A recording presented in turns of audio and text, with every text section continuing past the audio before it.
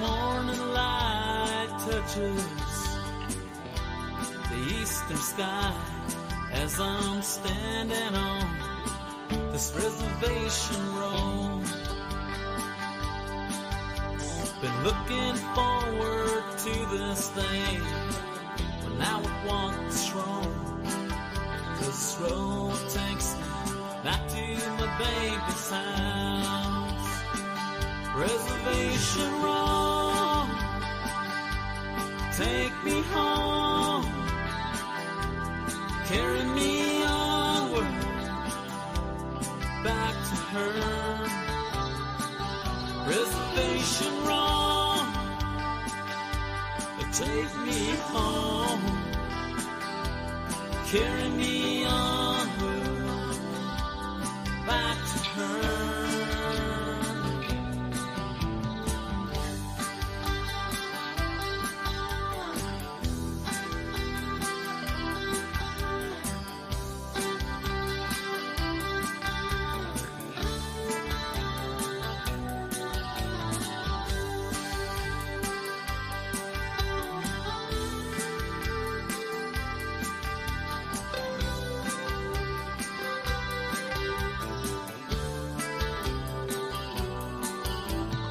Traveling this old dirt road since my younger days.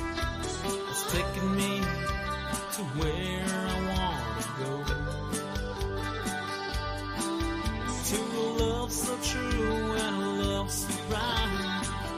Just take me home, take me down Reservation Road. Reservation Road, take me home, carry me onward, back to her. Reservation Road, take me home, carry me onward, back to her.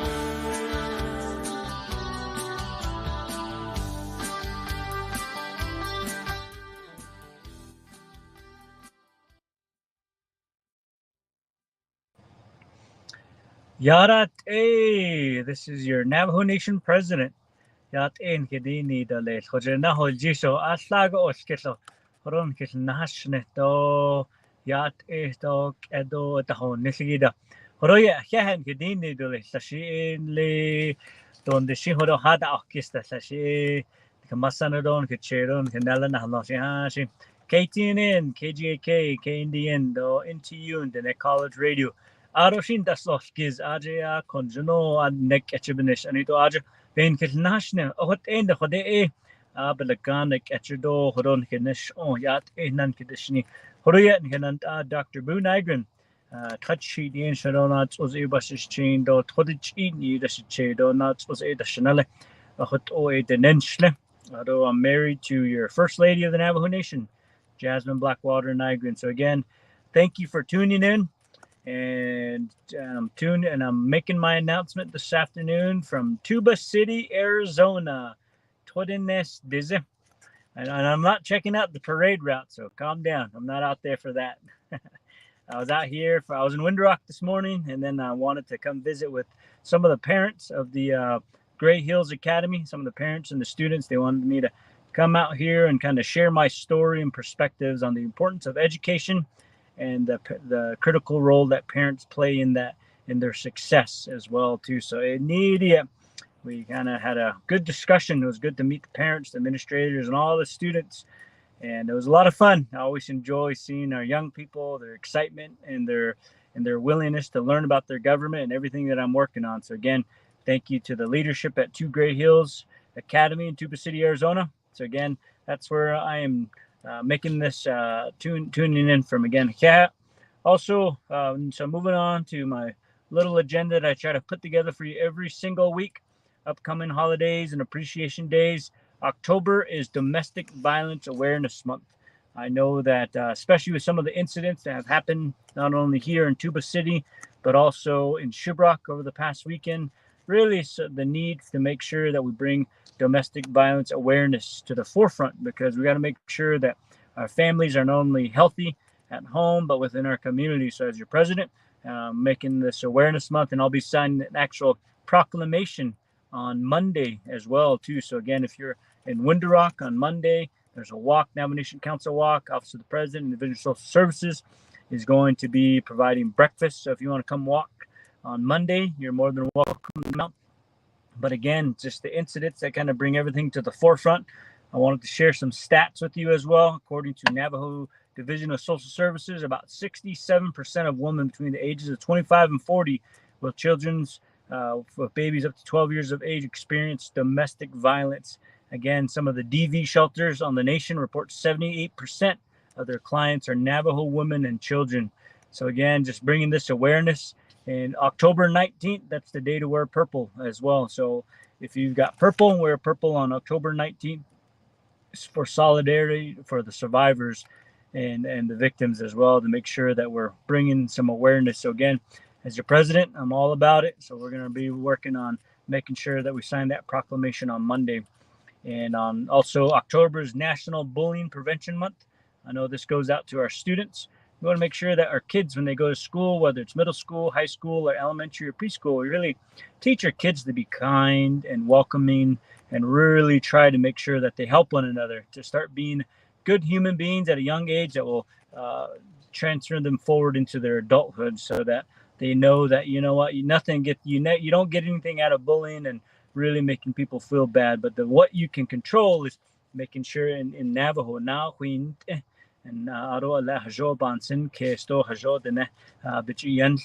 those types of things. It's really going to continue to teach our kids, because those are lifelong teachings of being Navajo. So again, October is National Bullying Prevention Month. So again, let's continue to teach our kids to make sure that we all share this world together. So we might as well enjoy it together and work together and help one another. So teamwork makes the dream work, right? Announcements, local announcements. Some of you have probably seen, and no, I don't have a buckle from Sherbrooke Fair. So I know some of you are like, hey, President, where's your buckle? My president is ranked. Hey, but just want to let you know I'm fine. I know that the incident is no joking matter, but it was definitely something that happened very quickly. We had an individual come out, and the horse was trying to avoid the person, and the horse tried to move to the left, and it slipped, lost its footing, and with asphalt and the dirt and everything, even if you're walking in boots, it was probably hard to slip. It probably might be easier to slip on asphalt. So again, just a lot of factors that played into it, but Horse Red is doing fine. His confidence wasn't shot. My confidence wasn't shot. And I know that you've probably seen the fall in slow motion, but definitely some bruises. Definitely when the horse falls on your foot. I'm very fortunate and lucky that I didn't break my ankle or my femur or anything like that, or my shin or down at my calf level. So I'm very happy and fortunate that I was able to get back right up and get on the horse. And as you all know, Navajo, you try to put some water where there's a spill, put some water on yourself, and then put some horse saliva on to make sure that you have the confidence and you continue to get back on, you move forward. And that's kind of what we did. And a lot of people are joking, man, President, you held on to those reins. Well, they always say if you're way out in the boonies like me in Red Mesa, you don't want to be walking home 5 miles. So you better, no matter if you get bucked off or fall off, you better hold on to those reins, because you don't want to walk home. But no, overall, and other than joking aside, I am fine. I feel good. We're moving along. I've been in the office since Monday, 6 a.m. So we're still moving and going. Then this Saturday is also a coming eclipse. So in Navajo, we try to stay put, make sure we don't look at the eclipse. So this coming Saturday from 8:30 to 12:30, continue to make sure that you're staying inside. Try not to have any food, water, and don't go to sleep, and just be calm. You know, this is a time to reflect, a time to meditate and be in one place, and really be within yourself. And I think it's a good 4 hours that you can practice that as well, because for time immemorial, you know, us Navajo people have continued to survive because of who we are as Navajo people. So I think just out of respect, you know, just as we did this week at the Indigenous Peoples Day, out of respect for our Navajo culture and our Navajo, everything about who we are as Navajo people. So we got to make sure that we continue to help one another and advocate. So again, I appreciate that. So Really trying to make sure that you're staying in one place. And then on Friday, we have a webinar tomorrow at 12 o'clock. If you want to learn about your chapters, Navajo Chapters 101, Assistant Attorney General Roderick Begay will be talking about the history, development, operations of Navajo chapters from the Department of Justice. I know that Madam Attorney General is doing a great job within her department as well. So big shout out to the Attorney General, Ethel Branch as well. Indigenous Peoples Week, I signed a proclamation on Monday. I was going to sign a proclamation for Indigenous Peoples Day, but he said, a lot of you say we're Indigenous every single day, so 365 days a week. I didn't want to sign it for the whole year, but I signed it for 1 week. So happy Indigenous Peoples Week. Really trying to make sure we bring awareness and some strength in order to make sure that we continue to be one another and really try to make sure that we are very proud people. So again, and also in national news, U.S. Senator Ben Ray Lujan and Senator Martin Heinrich are introducing legislation to declare Indigenous Peoples Day nationally. So hopefully that bill goes forward. Definitely they'll see my support letter to make sure that we can try to work on that as well. And then on to missing Navajo people. I know this is the part of the of this that kind of gets always tough because it's a no laughing matter, and making sure that we bring some awareness to our families that are grieving and some of our families that are still missing their loved ones. I know that there's also times when we find our relatives too. So this week they've been able to locate 13 of our relatives. So their families are reunited and they can hold their loved ones in their arms once again. And then as of October 3rd, there's approximately 79 of our relatives missing from the Navajo Nation, some since the 1970s, and 24 women and 55 men as well. So again, this week the announcements are for 42-year-old Emerto Brian Dalton, last seen August 8th. If you see him, give police a call at 928-674-2111. 25-year-old Tamisa Homer of Tuba, last seen in Tuba City.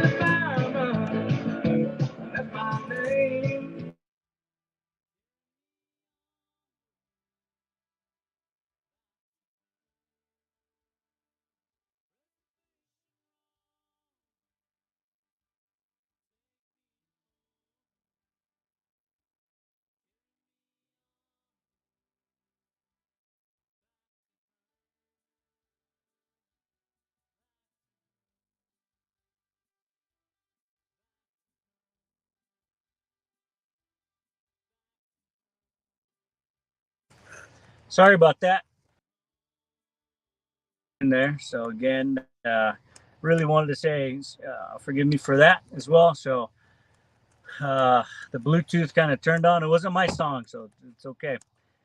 We had one of our EPS drivers ringtones turn on. So again, apologize for that. But what I was saying was that we're really trying to make sure that we're working within the Navajo Nation Police Department to make sure that missing persons from the districts, as we've seen right now, 15 people are reported missing in Windrock, 12 in Shiprock, 13 in Crown Point, 9 in Tuba City, 7 in Chinle, 11 in Kayenta, and 12 in Dilcon. So again, if whatever you can do to try to help reunite some of our family, some of our relatives, to make sure that they're appreciated and that we're doing what we can to make sure that we find them as well too. So again, then what is happening in the world? I think you've seen it all over the news. The Palestine Hamas group attacks Israel last Saturday. So many people's lives are being disrupted across the water. So again, all we can do is pray for the families, because I know there's a lot of kids and little ones involved. So continue to pray for them and make sure that we think of their well-being and this gets resolved as soon as we can. So again, just thinking about all the families across the water. So I know that as of this morning, I saw the news, 25 Americans' lives have been taken. So again, just our love and support for all the families across, that their healing starts and begins as well too. So again, and then this time in history, October 12th, 1492, is when people like to mention Christopher Columbus for coming across and coming to America. And I know that after 130 years after his arrival, 95% of all Native Americans population was almost destroyed. So really trying to make sure we bring some awareness that we almost were extinct, but today with the population that we have on the Navajo Nation, we continue to strive to be one and to make sure that we can continue to grow. So very fortunate.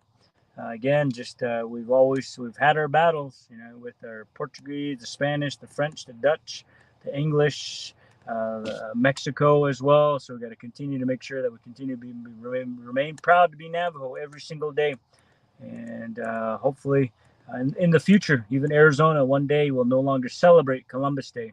It's a little sad that our home state doesn't still celebrates Columbus Day. So again, hopefully one day it doesn't celebrate it. Because we're very proud to be here and we continue to exist. 16 states continue to celebrate Christopher Columbus. 34 no longer observe Columbus Day. Now on to Navajo life lesson. This is the part where I try to put in a little bit of 2 cents of how I've become the person that I am. One of them is, if you have a problem with someone, talk to them about it. And I use this analogy within my own office as well, within the office of the president. My division directors always tell me, if you got an issue with an individual or a person, sit down and talk with them so you can better understand and help come up with a solution. So end of the day, it's all about making sure you're successful, they're successful. In Navajo,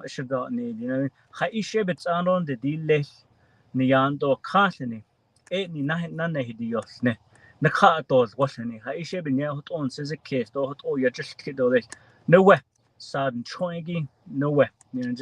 Just little teachings like that you kind of hear throughout the year. So you'll definitely hear me throughout all the time, that we kind of continue to remain positive, because we've got a big agenda to fill. We got our people are constantly without water, our people without electricity, our people are at home by themselves. There's elder abuse. There's so much that's happening on the Navajo Nation, so that we got to continue to remain positive and rise above everything, to make sure that we can see a future that we can all enjoy. And the best way to do that is to make sure that you and your team and the people that you're working with are on the same page and you respect one another. So that's kind of the quote of the week is, if you have a problem with someone, talk to them about it. So again, and then the week's accomplishments, General Services puts tradesmen to work. Division of General Services is successfully contracting some dollars out for heating, ventilating, and replacing and updating air conditioning units. And heating units, because I know that a lot of Navajo Nation employees and a lot of Navajo Nation departments are without air conditioning and heating, and winter's coming up. We got to make sure that we continue to be there with one another, so that we're taking care of it, so that people can do their jobs. The other initiatives that's coming out of General Services is the ADA compliant. There are some dollars that were allocated, and I know that some areas, some construction has started, to make sure that we try to help our people with to honor the American with Disabilities Act, to make sure that people can have access to our facilities and our departments. And it costs a lot of money, but with whatever dollars that we got, we're really trying to do our best to make sure we start accommodating people with disabilities moving forward. So again, that's what's going on there. And then Division of Social Services has paid all funeral homes. When coming into office, there was hundreds and hundreds of thousands of dollars that funeral homes were still waiting on payment. But I know over the past several months, we've really made some headway. So as of today, speaking with you, we don't owe any money to funeral homes. So we're really trying to make sure that we're not into the hundreds of thousands, because these funeral homes are dealing with families that are in tough situations. They're sorrow and missing their loved ones, and them themselves have to try to keep the lights on, make sure that they can continue to provide the services that we really need within our communities. So it was very important for me as your president to make sure that we get them paid so that they can continue to help our families and our relatives. So that's what we worked on. And I also know that within the Division of Social Services, those of you that have called in on the housing, mortgage, and housing assistance with Native Community Capital, which I signed, and they're actually my agent now to really help our families that actually own homes. We're releasing $11.5 million to them to make sure it goes to the mortgage and the renovation assistance for our Navajos. Again, that's a big effort to try to help our Navajos who purchased a home or have a mortgage. Also, there's some collaboration happening between Navajo Nation EPA and NDOT. I know there's a lot of Navajo Nation EPA regulations, and really trying to make sure that our focus is how fast can we mobilize and get road projects underway instead of letting regulations slow us down. So always solution thinking that's kind of the only way that we can continue to move our nation forward. It's easy to complain, right? But it's harder to come together, find alternatives, and really try to make sure that we're moving things along. And major projects I'm working on, really trying to bring my teams together and make sure that they're focused on the ARPA dollars that the federal government gave us. I met with U.S. Treasurer Malbera within the past couple of days, and one of the things I reassured her is that over the past months, we've worked with council, we've worked within my executive branch to make sure that we're aligning our resources, aligning our processes, and now we're almost there. And it's actually going to start picking up very soon because we've allocated a lot of those dollars. So we're looking forward to a really strong upcoming year in 2024 with a lot of jobs and a lot of dollars going out to making sure that the dollars are being put to use. And the digital equity sessions, from the Navajo Nation Broadband Office, they're going to be out in your community. Navajo Mountain, October 16th, El Jato on the 17th, Mexican Water on the 18th, Red Mesa on the 19th, and on October 20th. As you guys are well aware, I'm very big on broadband, the broadband equity. We got to make sure that we have access to our better cell services, better broadband, because there's a lot of our people that can work from home. Start businesses from home, or get telehealth, or get teleservices. So we got to make sure that those things are available. And the best way to do it is put a lot of resources in building out our infrastructure for broadband. Also, the waste repository for uranium waste, Navajo Nation EPA is going to apply for a $500 million grant with the Biden administration. So we're going to have our fingers crossed that the U.S. EPA and the Interior to really help us secure a grant to help plan, permit, design, and construct long-term radioactive waste repositories near the Navajo Nation. I think that it's been 50 years, and we got to continue to build upon our 10-year plan to make sure that we're constantly trying to figure out how can we work these out, because Tleitzo has really affected our people. One of the stats that I like to tell our congressional people is about 50% of all uranium ever extracted from the United States came from the Navajo Nation, but we still have over 500 mines that are abandoned, and we got to make sure that we close them up in a proper way that is respectful not only to the people but the land as well. So we're constantly, that's a big task as well that we're working on. Some meet and greets this past week for Kinship Skate Park. Amy Danette Deal came to visit with me with the Danette Skate Garden Project. And really, she's working with outside organizations that try to get massive discounts to try to figure out how can we bring skateboards and helmets and full completes out to the people. So one of the things that we're working on is really she's getting 80 to 90% discounts on things and trying to find a way to make sure that kids that have ambitions to skate, we can at least provide them with a $15 skateboard or a $9 helmet instead of paying $30. So we're really trying to come up with initiatives or solutions to work that out. And then Danette College, we had Dr. Charles Russell, President of Danette College, come visit with me as well. One of the things we talked about was the broadband problems with Danette College and its struggles with broadband and its costs, because it's very costly. When it costs too much, if you're paying a lot more money for broadband, you'd be using that money to pay for tuition so people can get their education. So really trying to support them as well, and also trying to get some own operation and maintenance funding from the BIA as well. So working on letters that we can send the government as well. And then this week we met with the Navajo Hopi relocatees. We had some community members and community leaders visit with me about how it's been about 50 years since the relocation has happened. And I set up a goal and I said, we should secure $50 million to kind of reflect the 50 years of the relocatees, because I know their second generation, third generations, even the first generations feel like they don't have a home.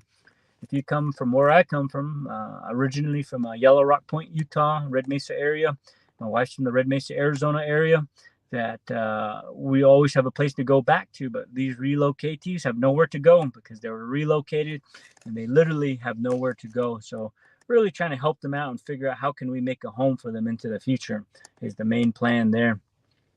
Upcoming events in the week, we've got Western Navajo Fair. So again, it kicks off next Thursday, October 19th in Tuba City. There'll be powwow, song and dance, Elder Fest, Influencer Day, Cancer Awareness, and other concerts as well.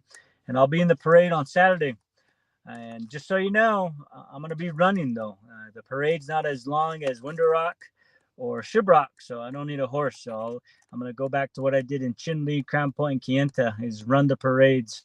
So again, this is a little shorter parade, so I'll be running to make sure that I can shake each and a lot of your hands on Saturday as well. Also, this coming Monday is the Navajo Nation Council session, so give some kudos to your Navajo Nation Council delegates. They're doing a phenomenal job. I love working with them. They're good team players, and it's always good to sit down and talk with them when they come visit me in my office. So again, we all have one mission. We need better roads, better electricity, more broadband, making sure that we can have the best public safety possible for our people in our community. So again, really trying to work on that as well. So when it comes down to that, I think there's a slide up there.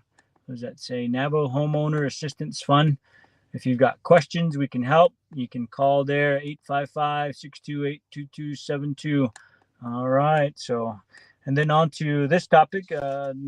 Monday is also going to be the Navajo Nation Council Domestic Violence Walk. Again, the walk's going to start from the museum all the way to the council chambers, and Office of the President and Division of Social Services will be providing breakfast. So if you want to come on over and have breakfast and also be signing the proclamation, as I mentioned earlier. And remember to tune in, State of the Nation on Monday. So I'm looking forward to giving my State of the Nation once again. It's going to be exciting. It's going to be fun. And we are working our tails off. And it's been an exciting 10 months being your Navajo Nation president. So again,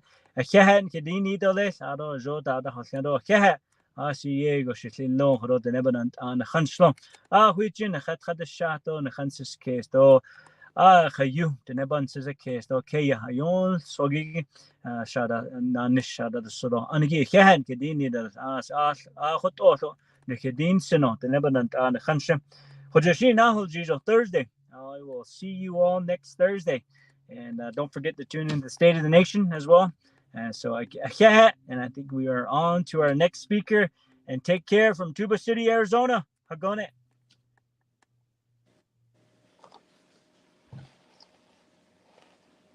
Good afternoon, Yat Et Arnold. So those of you that are on Facebook this afternoon, Sheya Sarah Slim Yinshia. Though I'm the new interim Navajo Hopi Land Commission director. I was brought on by the Nygren administration. I took on the helm this coming Monday on October 9th. Sitna Jini Don the Enschlo Chishabashichin.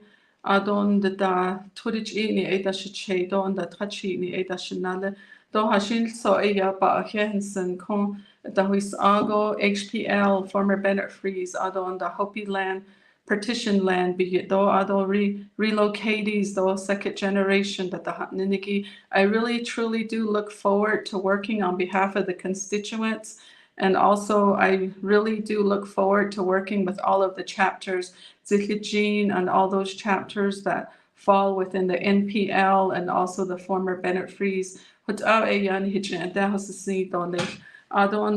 Navajo Hopi Land Commission, I do have a staff of 3, including me. There's 4 of us all together. And I just wanted to give you a little history about the Navajo Hopi Land Commission, who we are. IGR resolution GSCF 1091 1991 that which Danshe Hashil Son Lo Ebe has Ani Bikeho Eya Kodo Navajo Hopi Land Commission do da Inish.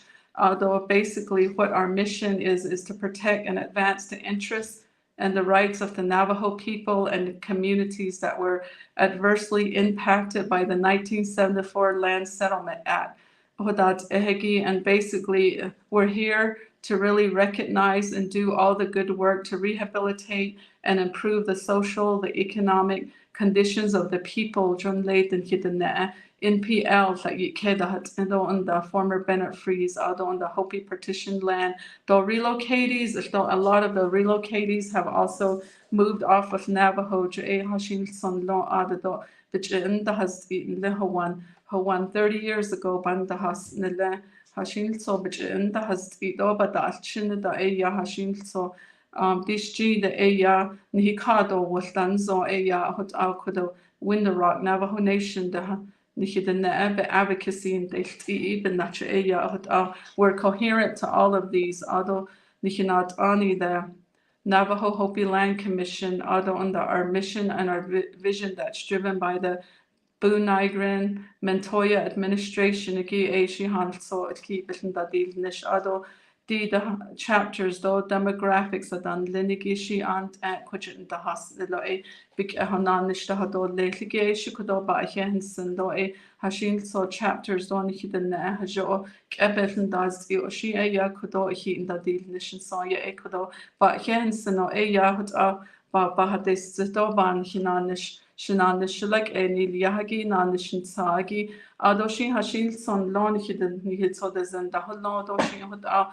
a the his ago hot on hinge ked or lesh the net, but I even hitcher has seen lead or let Adon the couldn't hidden net Hashil son law in the credo yan died kidiki a lot of those land purchases that were made over the years as a result of the benefits these incomes that are to be realized are supposed to really benefit the relocatees. And in order to get those true numbers, there needs to be work that's conducted by all these gaming twin arrows go that I do have an accounting that came back from Mary West Ada Hashin Long. I would like to further in my presentation, I'm going to go ahead and share those numbers with you. And what we would like to do is cross compare that with the controller's office. So that way we have the solid number, a true accurate illustration that I would like to go and bring back before the commission. That kind of accurate information is so necessary for our leadership to be able to make those solid, good decisions on behalf of the constituents. Ado Kodoni office because Anagi from the Navajo Hopi Land Commission from Window Rock, Arizona. We're a staff of 4, and right now we're looking to recruit one more position. I went before the Navajo Hopi Land Commission last week on Thursday, and that was basically to do a little introductory on myself and also the program. One of the requests that came back from the commission is Window Rock because they would like to see moving forward. So I'm very coherent to that. I'm looking at assessing the office space that's currently situated in Tuba City, Arizona, so we can begin to see feasibly what our budget is, so we can begin to move the FTE that I plan to hire. I would like to go ahead and place that FTE back into the city, Arizona.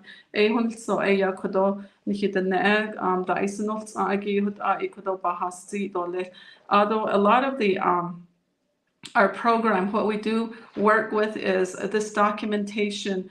I know that our president is very keen on collecting demographics. His staff, I'm going to ensure that we're looking at every encounters, all of these constituent encounters. We need to take a closer look at that and begin to assess those numbers and to see what these individuals are really seeking, so we can begin to demonstrate on paper what those true needs are.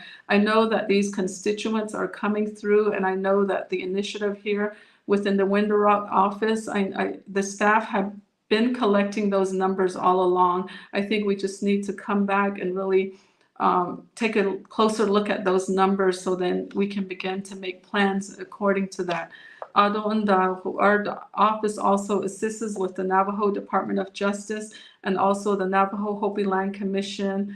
And we work closely with all of the contracted legal firms that works on behalf of the Navajo Hopi Land Commission, and also preparing the legal litigation and litigations that are applied against the federal government. So we do have a lot of staff, 2 staff members that currently work within the Navajo Hopi Land Commission that have a lot of that historical information. So, and when I first met with them, they were really forthcoming with a lot of that information. So I think in that sense, I have a good team to move forward with. And the other thing too is that we also, from our department, in the spirit of moving a lot of these projects on behalf of, like, for example, the ARPA funds, we realize from the front end that we have to work closely with the Navajo Department of Community Development. And I know that they have a recent Mr. Arvin Mitchell. He was brought on as the executive director to take helm over at DCD, and I'm very confident that he has the skill set to begin to work, because chapters, because AJ Hashin, so the budget instruction manual, there's certain processes that the leadership is required coming from the Division of Community Development to begin to work with the chapters real closely, and also our department to be able to get to those funds such as the ARPA. And there's a process for all of those, and in going in between the certified and the non-certified chapters. We need to really work closely with DCD and all of the impacted chapters. When I say the impacted chapters, those are chapters that fall within NPL, the Navajo Partition Land, and also the former Bennett Freeze, and also HPL, or even the relocatees. DCD, our office chapters on and to be able to bring true help down to our community level. And the Navajo Nation, I always like to say that the Navajo Nation has very good processes, so we just need to go ahead and follow through with a lot of those processes to bring real help to our communities. We just need to work closely with all of the chapters also to begin to collect all the good demographics, all the good work that has put into collecting the current demographics of how much assessment has taken place, how many homes need repairs and renovation. We want to take a closer look at looking at those demographics as well.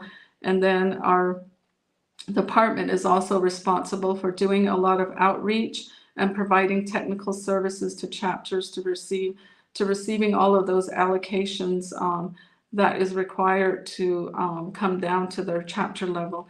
And then I've been in this office for a week now, and I've also met with, since being coherent to a lot of the community members. They're always interested, because they always say that the Navajo Hopi Land Commission at some point or another provided a loan to Twin Arrows. And so this week I was provided a solid breakdown of Navajo Gaming's the Navajo Gaming commitment as far as paying back the Navajo Nation. So $7 million is what we see going back from the gaming department that was paid back to the Deneri Locating funds. And then also the rehab trust fund, $5.2 million, and that's what the gaming enterprise has put back into the Navajo Hopi Land Commission account between the Deneri Locating fund and also the rehab trust fund, that both equates to about $12.3 million. Although the balance for the rehab trust fund sits at $2.6 million. And in addition to that, to further break down those payments that I'm reporting on, the principal payments alone, $1.4 million, that's how much was realized. And also the interest payment is $3.8 million. So altogether, the loan payments equates to $5.7 million. Even though this cost breakdown came from the gaming department, what we would like to do from the Navajo Hopi Land Commission is make our way over to the controller's office to really validate these numbers. So that way we're arriving at these true accurate numbers that we can report back to our leadership over at OPVP and also at the Navajo Hopi Land Commission. And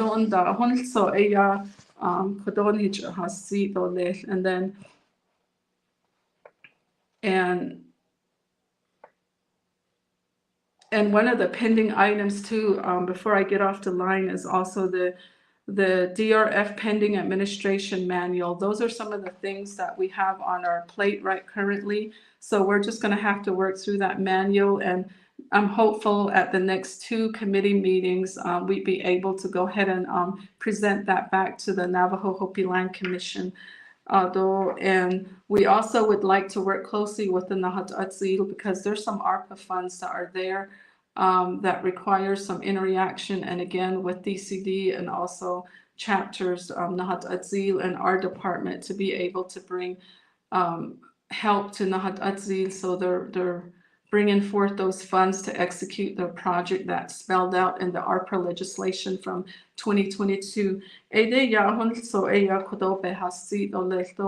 And I do appreciate Dr. Buu Nygren and his administration affording me the opportunity to take helm for the Navajo Hopi Land Commission, because I'm one of those beneficiaries that grew up in the former HPL. So we understand I understand personally the adverse actions that were taken, so the disadvantage that we had to go through as far as being displaced from our ancestral lands. And again, my name is Sarah Slim. I'm the current executive director for the Navajo Hopi Land Commission. And report. Thank you.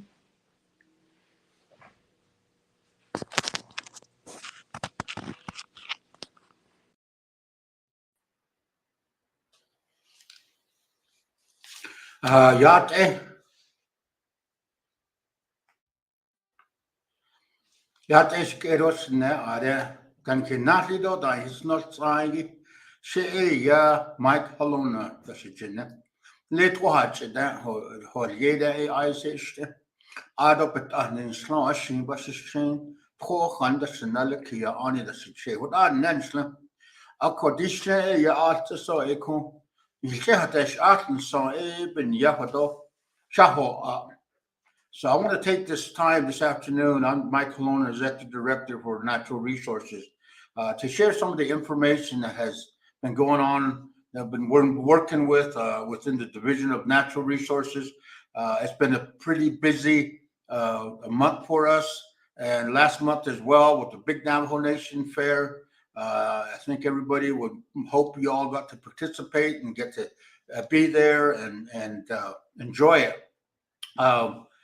Some of the things that we've been working on is we met with the U.S. Department of Energy and the New Mexico State energy offices, and both offices have had funds come down to address what they call orphan wells. Orphan wells are wells that were drilled and left untapped, and they are out of production, but they are still out there scattered throughout the Navajo Nation, mainly on the New Mexico side. And so it takes a lot of money to go in and fix those wells, get them capped because of the safety concerns and the environment concerns as a result of orphan wells. So we've just been awarded a grant, and that money is to address orphan wells. So we're pretty excited to put that grant into action so we can start those projects, and we'll be in your communities out there in western New Mexico to address those. Another area that was really exciting was at the end of September, the Navajo Nation Fish and Wildlife Department has developed a program called the Navajo Nation Youth Hunt. And what that's about is that they develop a program to host our youth, anywhere from the ages of 12 to 14. And what they are able to do is take a 3-day course, learn about the proper way to handle firearms. They learn about first aid. They learn about the animals that are in our areas. They learn about survival techniques and all the safety that surrounds them. And then once they get done with their course, they actually are out in the range shooting the firearms to make sure that they understand how it operates, that they are proficient in their marksmanship, and they actually get to go on a hunt. Now, these hunt is established during the weekend, and they all come in on a Friday, and they meet the Fish and Wildlife personnel. They also get to meet their mentor that will be with them throughout the weekend on their hunt. And they all get to camp out this year. The camp was at Acai Lake, and once they get there, They get situated. They get their camp set up because they actually get to camp out, and then they receive supplies. They receive equipment. They get hiking boots, clothing, gloves, jackets, everything that they would need to be going on a hunt.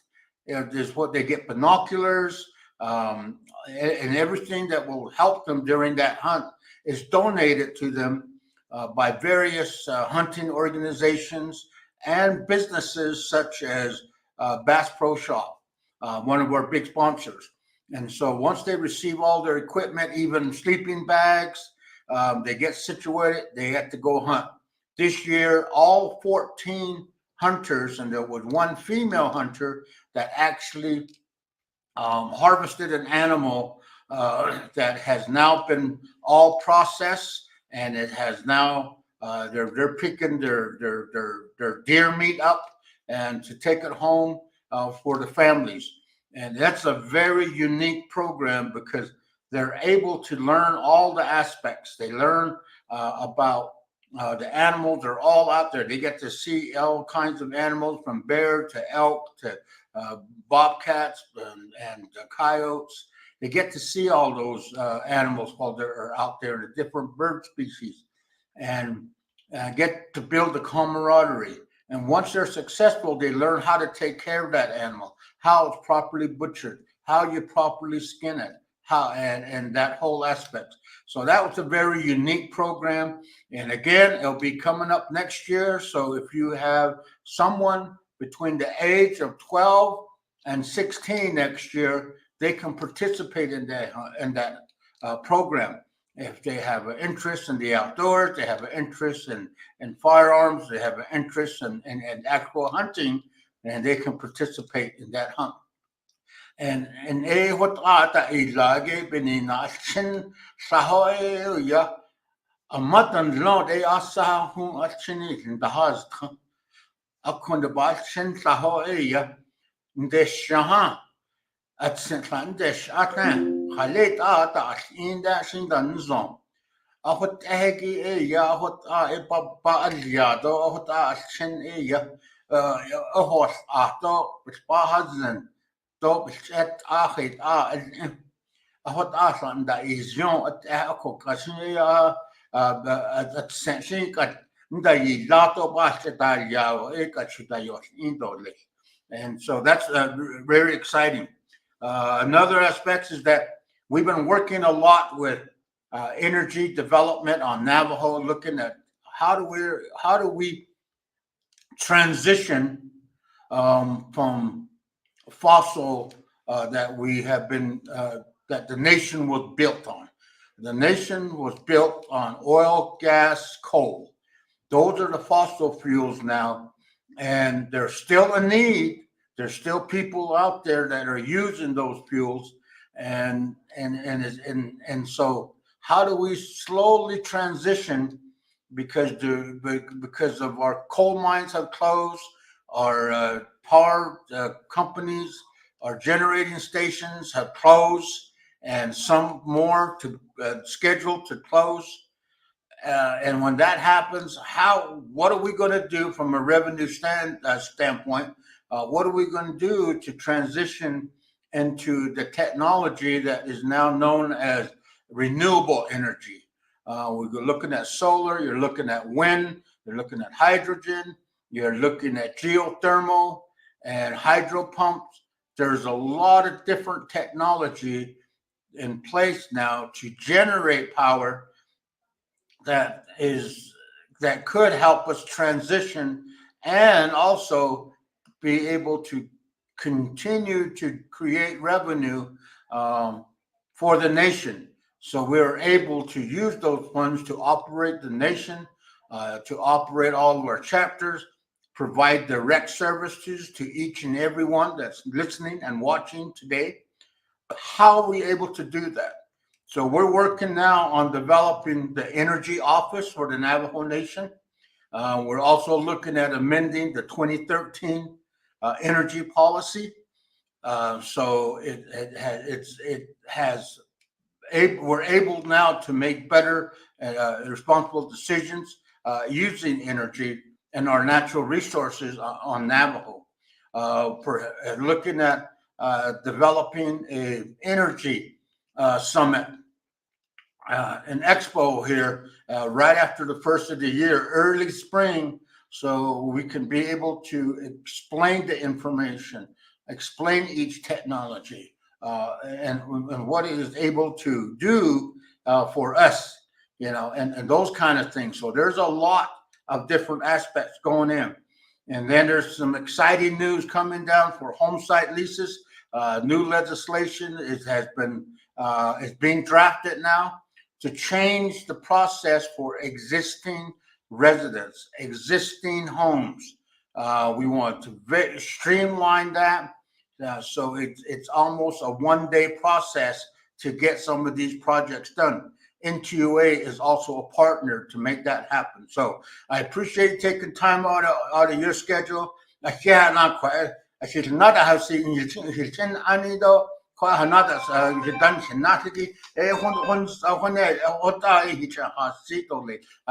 the opportunity, and you all have a great day. Thank you.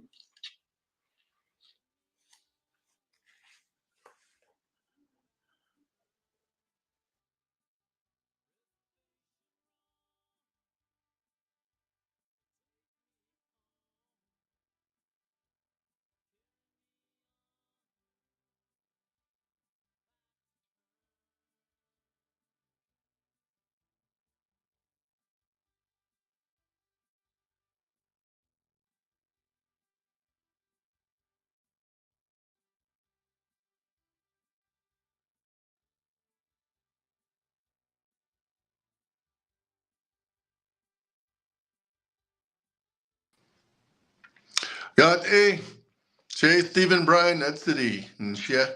I am the director of the Navajo Nation Environmental Protection Agency. Tohe Glini Nishle Aro Ashihe Edish Je Todich Eatney Edish Nala Totokni Edish Che Dad Ninshle. I was on this live stream not too long ago, and I'm very excited to be back here to provide an update on some important and critical environmental actions that are going to be taking place, that have taken place, and that are going to be taking place again right in the near future. And this is in the area of the Navajo EPA's work with the United States Environmental Protection Agency and private companies on cleaning up abandoned uranium mines. The last time I reported, I was focusing your attention on a particular mine site called the Charles Huskon number 12 uranium mine. This is the site that's located in the Western Agency of the Navajo Nation in the community of Cameron, Arizona. And for those that know the lay of the land in that part of the Western Agency, the area north of Cameron community is actually land that is within the chapter boundaries of Gap Botaway chapter. But this site is located very close to the community of Cameron, and many of the people who have been impacted are primarily from that community. The Charles Huskon mine, number 12, at what we understand right now, has approximately 16,800 cubic yards of identified waste material as radioactive. This was a mine that was active in the past. It closed decades ago. It was it was on scope and was subject to some work in the past by the Navajo Nation Abandoned Mine Lands Program. And in that regard, some of the risk and the exposure was minimized. There was a earthen cap put on that mine decades ago, and we're thankful for that, but it still poses enough risk to warrant a concerted effort under the United States Superfund law called the Comprehensive Environmental Response Compensation and Liability Act, CERCLA, CERCLA. So this project has been underway for years now.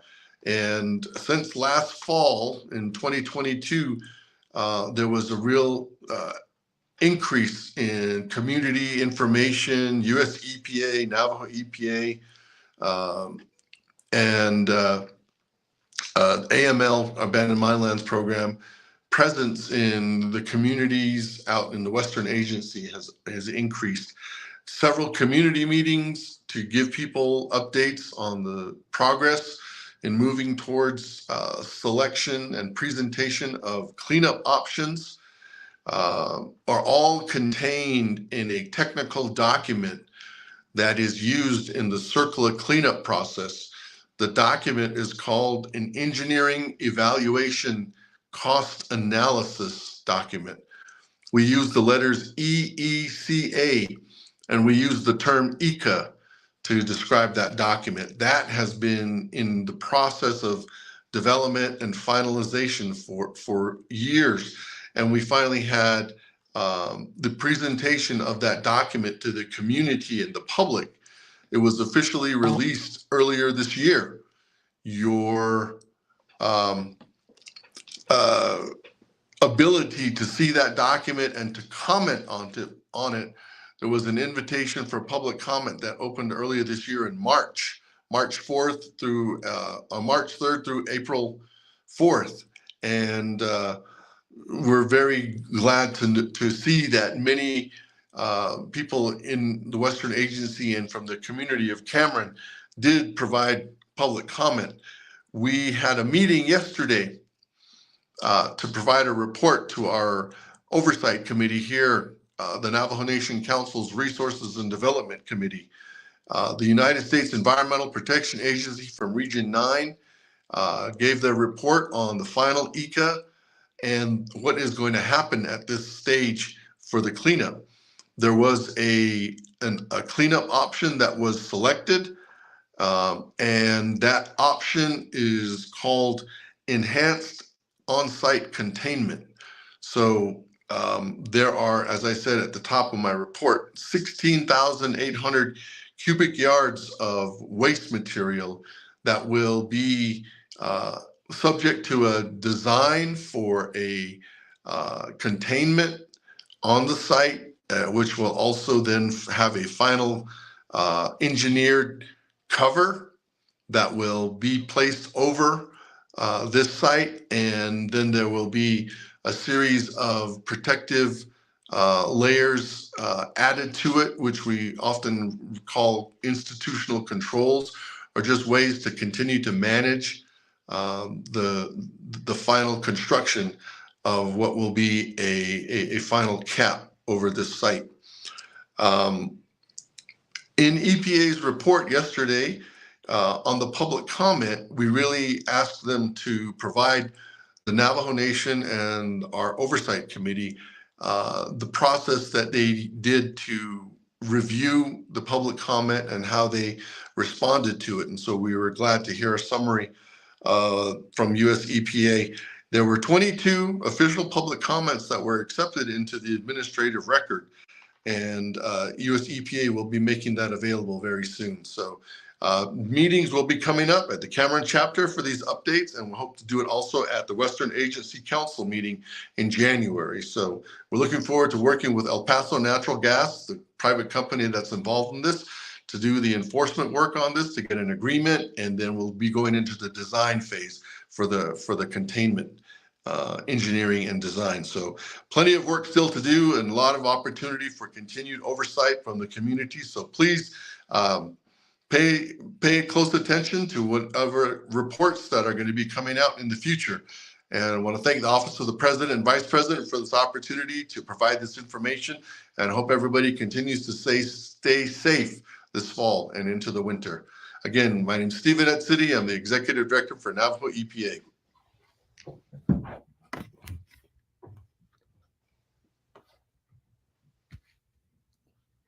Good afternoon. Yate, Ade Daisnal Sagi. Shekoro Tony Skrolanas A and Shia.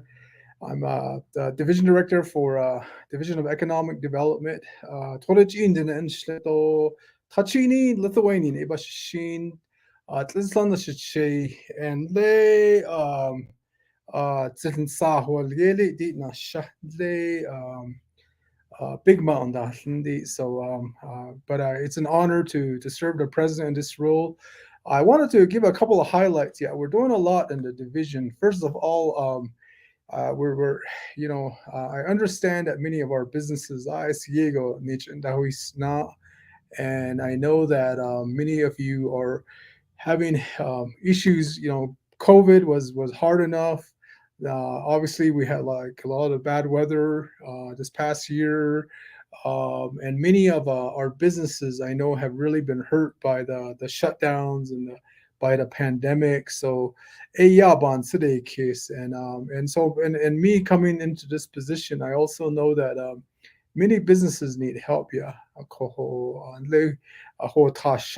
I go and visit businesses, I meet with a lot of the business owners. A lot of them they're concerned that that it's just the high cost of doing business on Navajo. The insurance costs because there's really no access to. In some cases, there's no fire, there's no public safety's the big concern. Fire department, water hydrant, and so the cost of our businesses go up, and then in many instances there's no housing for our entrepreneurs, and so I hear all this. And lately I've been even hearing from our businesses that banking, and this is my second time around. I served in this role over 20 years ago. A lot of the banks, Arizona Business Bank, Great Western Bank, Native American Bank, they used to actually finance our businesses. And so what I'm finding now is that very few, there's really just one bank that's financing our businesses. The access to capital, access to startup financing, it's really lacking. So what do we do about it? What do we do? What can we do? And so that's some of the conversations we're having. So the Diego is, we had our economic summit recently. We've been having a lot of dialogue with our entrepreneurs. Some of them also say we need more technical assistance. So I need help with a business plan. I need help with a marketing plan. I got to figure out how to do my accounting. So understanding all this, we're really we're developing a multi-year strategic plan for our division, and a lot of it is working on really it's called economic renewal and retention. It's really going out to the business owners.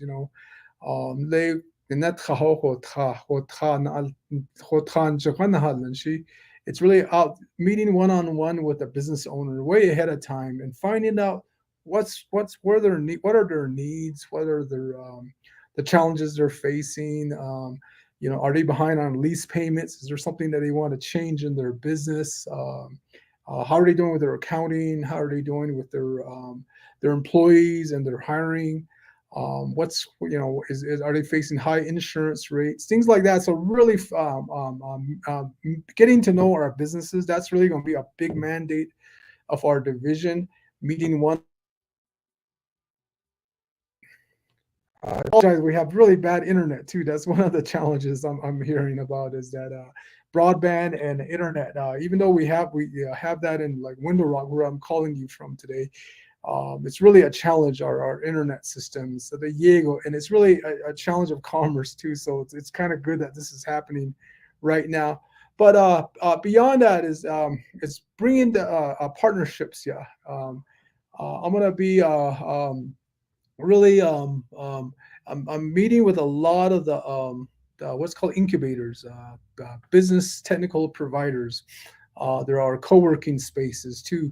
Really these nonprofits, these organizations, they're set up to help our entrepreneurs. They provide them a place to start their business. They provide them low cost or even zero cost access to like marketing, advertising, accounting help. In some cases, they even give them a startup grant, and really help them along the process, along the path of entrepreneurship. So that's something that we're really pushing with our division. We've been doing workshops, we've been doing sessions on business planning. How do you do a business site lease? How do you actually take land that's raw and turn it to an actual business site? What are your current financing options? So that technical assistance is something we're really pushing, and I really wanted to bring that up as something that we want to help as many businesses as we can. And the mandate across our division also is to let's start meeting one-on-one. We participate, we host a lot of these seminars. I'm asked all our RBDOs to host workshops and to really start networking with their entrepreneurs. That's been happening at many of our RBDOs. Northern Agency just hosted one. Eastern Agency has been hosting these workshops. We've been having a lot of conversations in the community, going out to like some of the chapters, they'll request us, please come out and do a presentation, do a workshop, and so I'll take a whole team out there and we'll do like a one-on-one workshop. And so those kinds of things I feel like are making a difference. But again, we really want to magnify that. So that's something that we're really working on. Another part of this is financing. We are launching a series of programs, and I wanted to highlight this today for you, is that one of the programs we're launching is, obviously you guys are familiar with the hardship program, and the first contract that we had ran out, and now we're restarting, with the balance that's there. We're restarting a hardship program, but the first part of it is going to be for there's a lot of entrepreneurs, a lot of artists that were not helped the last round. So we definitely want to address that. And so that's why we're restarting this. The other part of it is that there are larger businesses that make over 3 million a year. These are like restaurants, hotels, in some cases, like the garages and gas stations. A lot of them got no help at all. So, and with all the impacts that they've gone through, a lot of them have not gotten any kind of rental abatement or any kind of help. So that's something that we really want to do in this round. So that's one thing we're doing.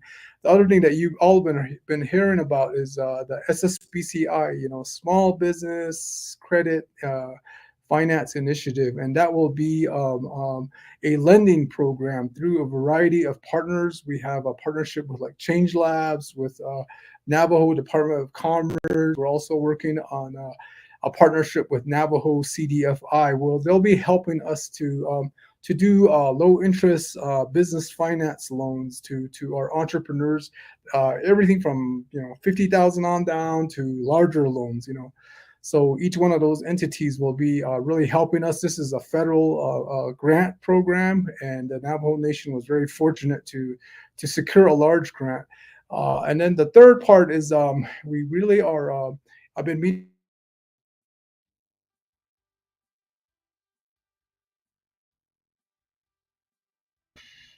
We've been working, outreaching to banks. Again, I apologize for our internet here. Okay. One of the banks that I really have gotten a commitment from is called the Oklahoma Bank of Oklahoma. It's a BOK, Bank of Oklahoma. Anyway, what they want to do is a lot of a bank, if it really commits to working with the nation, it really uses different types of guarantee programs. There's Small Business Administration, there's BIA, and then there's a United States Department of Agriculture. They have guarantee programs. So if I borrow, let's say, 20 million for a new hotel project, they'll guarantee from 70 to 90% of the loan. That means that that amount of the dollars is protected. But a lot of banks still have a hard time lending because there's a requirement usually that 20%, 30% is actual equity from the business owner, or is an actual cash match from the business owner, and that has been a real challenge. So that's really something that we finally have found. At least right now. I mean, I'm sure there are going to be more, but Banklin, Oklahoma has really agreed to help us work this through. To help us develop the tools to really perfect these programs that offer guarantees, to actually use them, to learn them, and then to apply them to our situation. And that's really how we finance a lot of things on Navajo. Everything from Monument Valley Hotel, the Hampton Inn in Kienta, the Chocho Marketplace, the gas station in Ganado. A lot of the developments across Navajo land were funded using guaranteed programs from the federal government. But then but it takes a bank that's committed. So that's something that we're working on. We're also working on a thing called venture cap. But it's a socially responsible venture cap, meaning that we want to really help some of our business owners that really want to scale their companies, really want to do something creative. And this is really how a lot of the technology companies, people are doing internet commerce in a massive way, doing really creative. It could be renewable energy company. It could be a really creative venture that takes a lot of dollars and, maybe a railroad company, just as an example. So how do we get that finance? And that's really something that we want to do is something, because there's a tribe in a couple of tribes in Canada that actually started a venture cap company. And really they've been actually doing venture cap financing for tribal communities and to tribal ventures across really the Americas. And this is really a breakthrough, and this is something that in our nation, there's businesses that are really unique too. And again, we could actually create a venture cap just for that. Let's say around like sheep herding and all the opportunities that come with meats and rugs and all that opportunity. We could do something around our bed and breakfasts, our traditional foods. So there's a lot of opportunities there. So we also are looking at startup grant programs in targeted areas. We know that getting into business is really hard. So that's something that we're really putting together right now. We really want to launch like something around bed and breakfast projects at home. We want Navajos to really get into this commerce. So, but I know I've been on for a while. I'm actually not sure when I'm supposed to finish here, but these are some of the different financing programs we're looking at, and as you can see, there's a whole spectrum. Yeah. The thing that since I have time here, we're also obviously we're working on really the larger opportunities too. We know that a big challenge I talked about is housing. So, where do people live when they actually are going to start a business out here, or if you're going to hire managers? And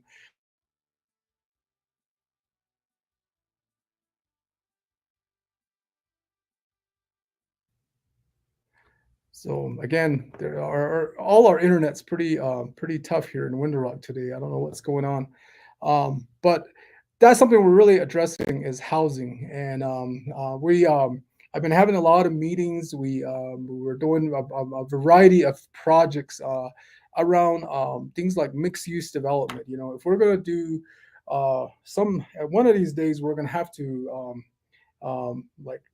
finally attract a broad section of commerce of different types of retail businesses, hotel, restaurants, family entertainment, movie theaters, different kinds of development and housing into one development. So we're actually working on a couple of those. I had some meetings out in near Flagstaff at Twin Arrows at a place called Glittering Mountain, where we're actually putting a project like that together, where it's really going to be high-end convention center hotel with a variety of amenities.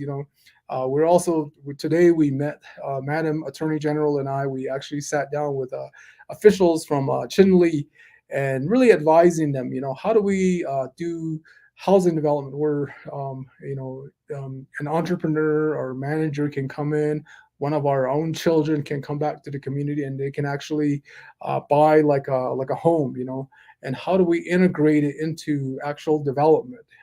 When we set aside land, we also should include land for the workforce, land for managers, land for owners of businesses. So those are some of the real high level conversations we're having to make that breakthrough. A part of that is also housing manufacturing. We really have. Obviously, our president has really been supportive and really been helpful in launching what we call Zini homes, and there's a part of that called Hojoni homes, and Nejoni homes, and really this is really premium homes that are really for our Navajo public. So this is something that we're working on, and I definitely wanted to really lay out that we're addressing that because the product is high end, is designed for the world, but we definitely want to create a Navajo product. We want a home that is, because we've heard from our Navajo public that the current homes have too many windows, and I guess we us Navajos, we like a little privacy. So we're designing something that, and again, Navajos, we want a stove in our home. Again, we're bigger families, so and we have multi-generational families. So how do we integrate that into a tiny home?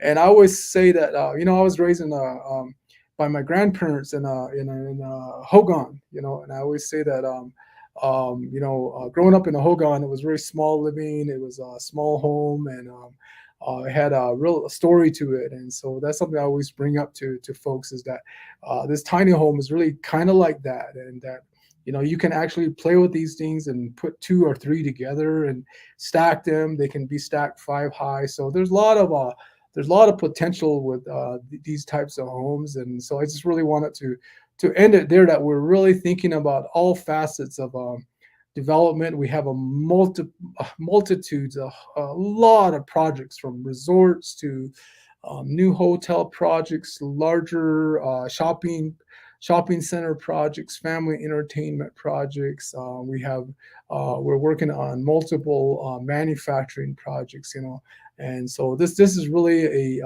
all-encompassing work, and but it's very meaningful, and we know that our people really have hope that we accomplish a lot of these things. So Korea, that's all I wanted to say today. And be blessed out there. Our division, along with the president and social services, many others, will also be at Tuba City next week, and we're actually sponsoring a big food expo. We want to really promote our traditional cuisine. We really want to get people excited about, we're never going to be Phoenix. We're never going to be Albuquerque. We're Dene, and we have this traditional food. We have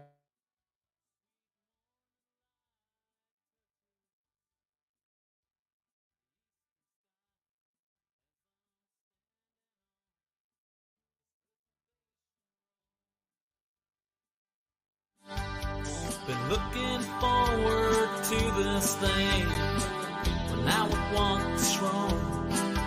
This road takes me back to my baby's house.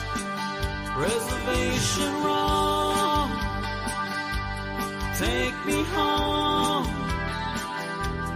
carry me onward, back to her. Reservation wrong, take me home, carry me